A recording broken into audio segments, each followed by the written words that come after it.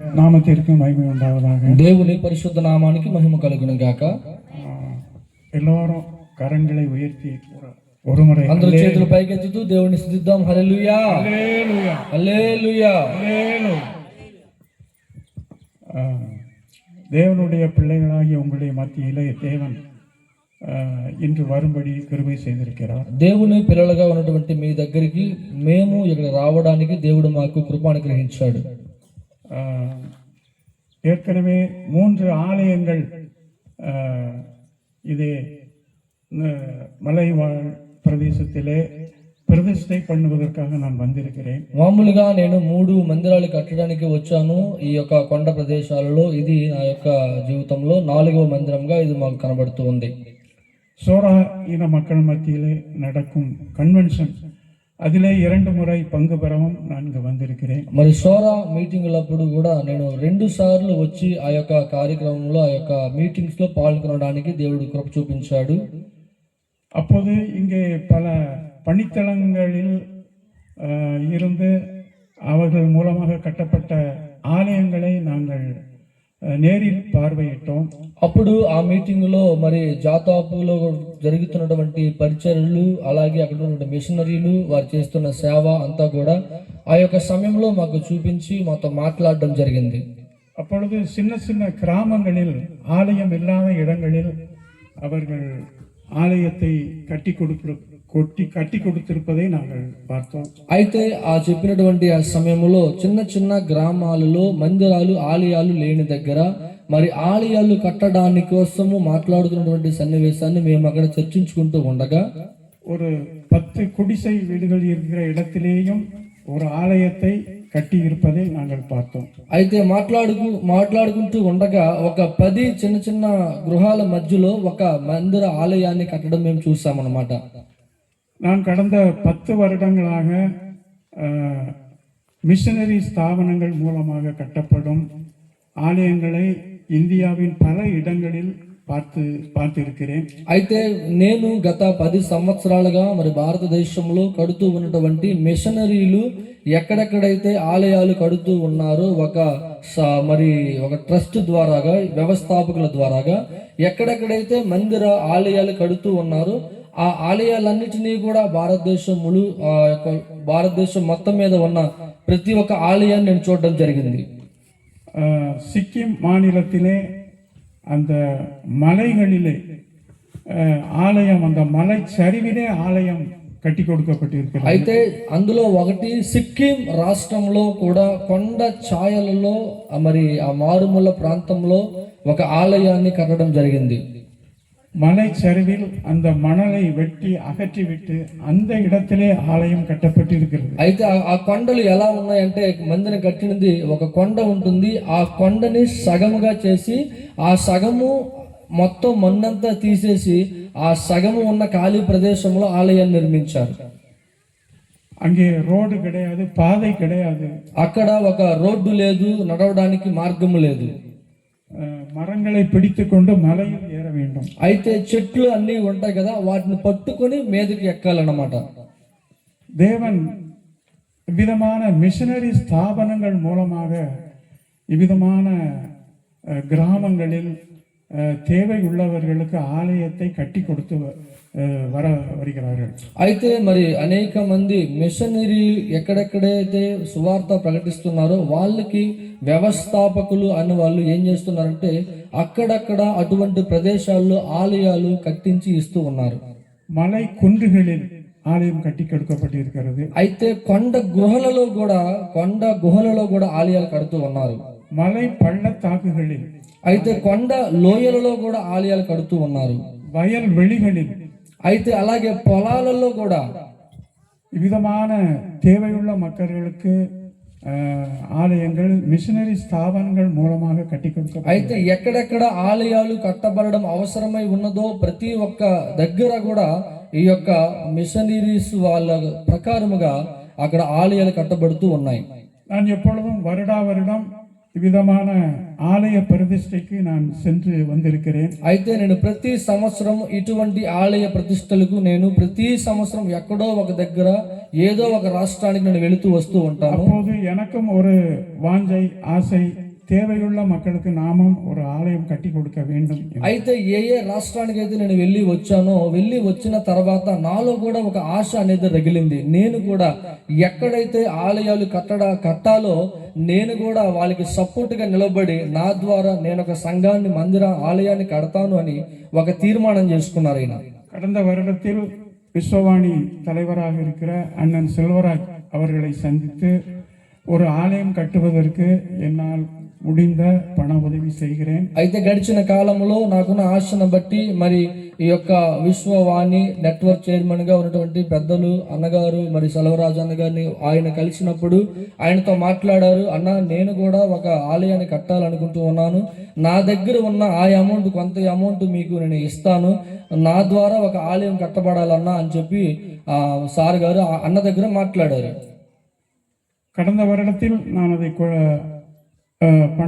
పణத்தை கொடுத்தேன். గత సంవత్సరంలో నేను మాట్లాడి ఆ యొక్క అమౌంట్ ని డబ్బులు నేను ఇచ్చాను.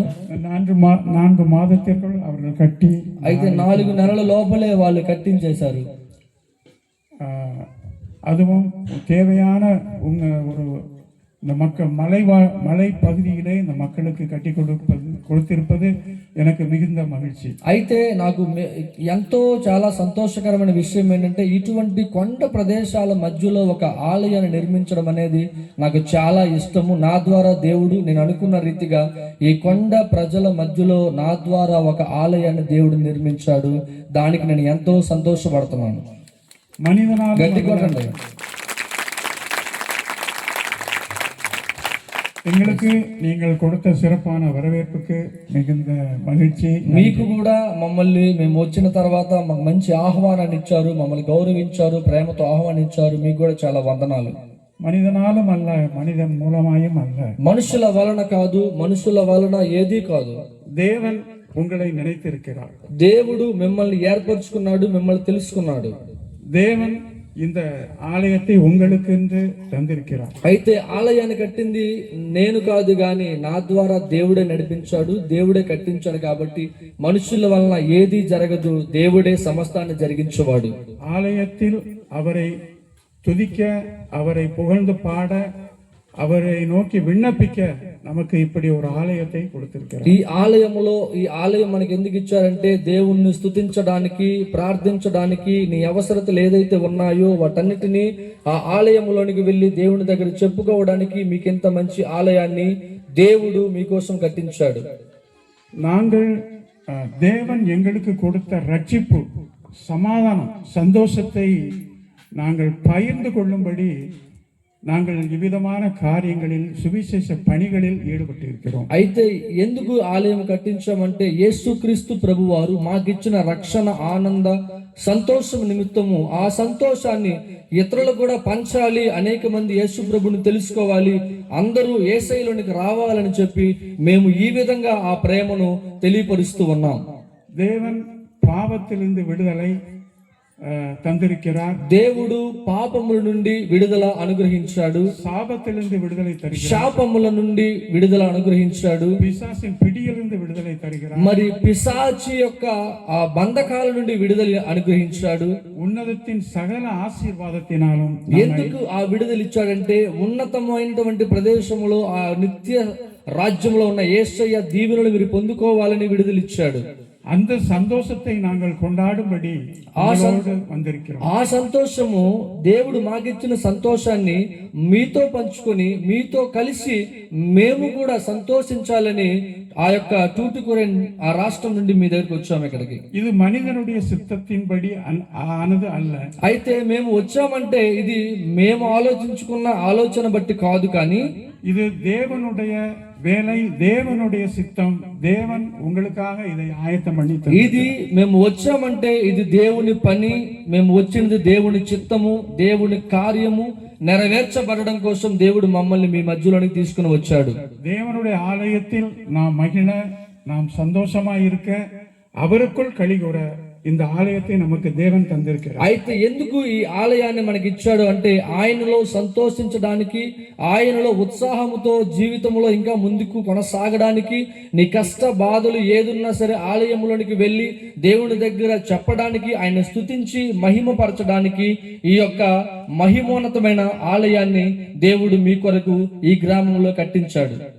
வேதத்தில் சொல்லப்பட்டிருக்கிறது, சிறுமையும் எளிமையுமானவர்கள் கர்த்தருடைய நாமத்தை நம்பி அவரை ஏற்றுக்கொண்டு அவரிடத்தில் வருவார்கள் என்று.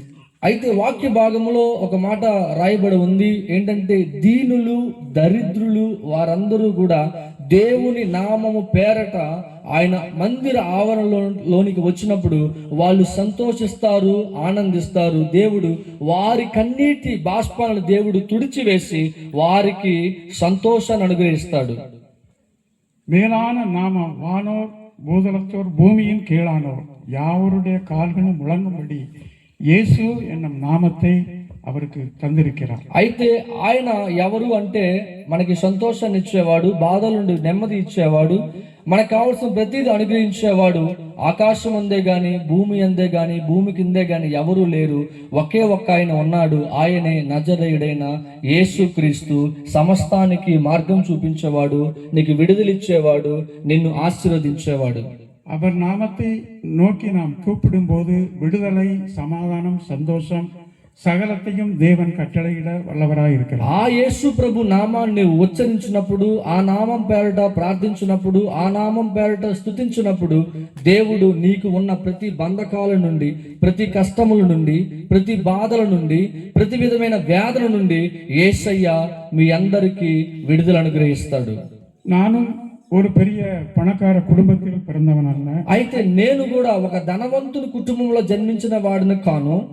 நானும் இதே போன்ற ஒரு குடிசையில் பிறந்த குடிசைவாசி. నేను కూడా ఇటువంటి గుడిసెలోనే పుట్టినటువంటి ఒక పేదవాడిని, గుడిసెలో పుట్టిన వాడిని. நான் SSLC படித்து முடுக்கியும் வரை நான் அறிக்கையில் மண்ணெண்ணை விளக்கு. అయితే నేను నా యొక్క 10వ తరగతి ఆ పై చదువులన్నీ కూడా ముగించే సమయానికి మాకు మంచి ఇల్లు లేదు, మాకు దీపం బుడ్లే ఉండేవి, మేము ఆ గుడిసెలోనే ఉండేవాళ్ళం. దేవుని నమ్మినేన్. అయితే ఆ మన్నులోనే ఉండే వాళ్ళము. అప్పుడు మన్నులో కూర్చొని దేవుణ్ణి నమ్మి యేసయ్యా అని ప్రార్థన చేసేవాడిని. ఏమని ప్రార్థన చేసేవాడిని అంటే, ప్రభువా నాకు ఒక ఉద్యోగాన్ని ఇవ్వని ప్రార్థన చేసేవాడిని. అయితే ప్రార్థించిన రీతిగా దేవుడు ఒక మంచి ఉద్యోగాన్ని అనుగ్రహించాడు, ఆశీర్వదించాడు, రక్షించాడు. దేవ సమాధానத்தை எங்களுக்கு தந்தார். ఆయన సమాధానాన్ని నాకు అనుగ్రహించాడు. அந்த సమాధానத்தை நீங்களும் பெற்றுக்கொள்ளும்படி, ఆ యొక్క సమాధానము మీరు పొందుకునేలాగా దేవన్ இந்த ஒரு சந்தர்ப்பத்தை எங்களுக்கு அளித்திருக்கிறார். దేవుడు ఈ యొక్క గ్రామంలో ఒక ఆలయాన్ని, ఈ యొక్క సమయాన్ని మనకు అనుగ్రహించాడు. దేవన్ இந்த ఆలయத்தை ఆశీర్వదిపారాக. కాబట్టి ఆలయాన్ని, ఇందులో ఉన్న ప్రజలని, సంఘ బిడ్డలను దేవుడు దీవించును గాక. ఊరు మక్కளாகிய உங்களை ఆశీర్వదిపారాக. ఈ యొక్క ఊరిలో ఉన్న ప్రజలందరినీ దేవుడు ఆశీర్వదించును గాక. ஒரு முயற்சி எடுத்த போதக పితాக்கள் யாவரையும் ఆశీర్వదిపారాக. ఈ యొక్క పనుల కోసం ప్రయాసపడిన ప్రతి ఒక్కరిని కూడా దేవుడు బహుబలముగా దీవించును గాక. எங்களுக்காக ஜெபித்துக் கொள்ளுங்கள். మా కొరకు ప్రార్థన చేయండి. தேவன் இந்த காரியங்களை எல்லாம் திறப்பு விழாவை சிறப்பாக நடத்த வேண்டும் என்று வாஞ்சிக்கிறேன். కాబట్టి మిగతా ఉన్న ప్రతి కార్యక్రమాన్ని కూడా దేవుడే మనకి చాలా మంచిగా ఆశీర్వాదకరంగా జరిగించాలని నేను దేవుని స్తుతిస్తూ ఉన్నాను. இந்த ஆலயத்தில் இருந்து நாம் கர்த்தரை நோக்கி ஜெபிக்கும் போது, ఈ ఆలయములో నుంచి మన ప్రభువును చూస్తూ ప్రార్థించినప్పుడు மெய்யாகவே அவர் தன்னுடைய பார்வையை, தனது இருதயத்தை இந்த மக்கள் மீது, இந்த ఆలయத்தின் மீது அவர் எப்பொழுதும் வைத்திருக்கிற தேவனாய் இருக்கிறார். ఎప్పుడైతే నీవు దేవుని ఆలయములోనికి వెళ్ళి ప్రార్థన చేస్తావో, ప్రభువుని చూస్తూ ఆయన నిజముగా నీ మొర ఆలకించి నీ ప్రార్థనకు జవాబు అనుగ్రహిస్తాడు. உங்களோடு சேர்ந்து நானும் ஜெபிக்கிறேன், எனக்காக நீங்களும் ஜெபித்துக் கொள்ளுங்கள். మీరు నా కొరకు ప్రార్థించండి, మీతో కలిసి మేము కూడా మీ కొరకు ప్రార్థన చేస్తాము. హల్లెలూయా, హల్లెలూయా. దేవునికి స్తోత్రం. దేవుడు తన మాటలు దీవించును గాక. ఆమేన్.